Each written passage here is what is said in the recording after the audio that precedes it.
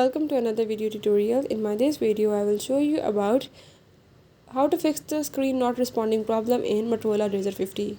If you're facing the problem like the screen is not responding or screen issue, I will tell you how to fix. You have to watch complete video, follow all the steps, and if you're new here, don't forget to subscribe.